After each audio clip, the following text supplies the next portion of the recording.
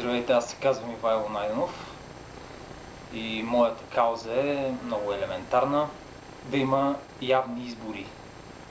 Явни избори за тези, които го искат. Аз като гражданин искам да ми се чува гласа, точно, кратко и ясно, по време на избори и да знам какво се случва с моя глас. Аз не искам да отивам в някаква тъмна стаичка, да попълня анонимно гласа си, да пусне в плика, в урната съответно и след това с моя глас не знам какво се случва.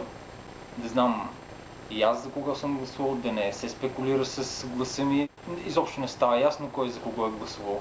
Знам, че има хора, които се страхуват да изкажат гласа си.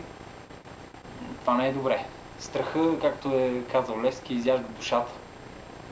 Явни избори. За тези, които го искат. Аз искам да ми се чува гласа и да е ясно какво точно казвам.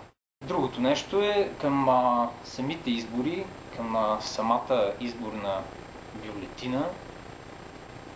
Е най-демократично според мен и да има избор, гласувам за нито едно от посочените неща. Дали ще е партия, кметове и така нататък, да имат право и хората, които не симпатизират изобщо на нито един от кандидатите, които са се явили по една или друга причина, да имат право да го заявят това нещо. Дали ще е явно, дали няма да е явно, вече си е техен проблем, но трябва такова нещо да има.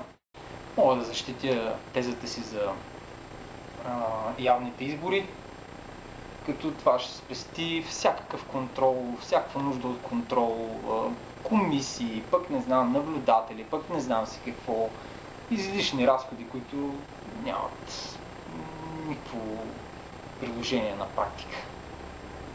Тоест, предпоставка са за спекулации. Колкото повече звена има в някакво преброяване или в някакъв процес, толкова повече вариант за грешка има.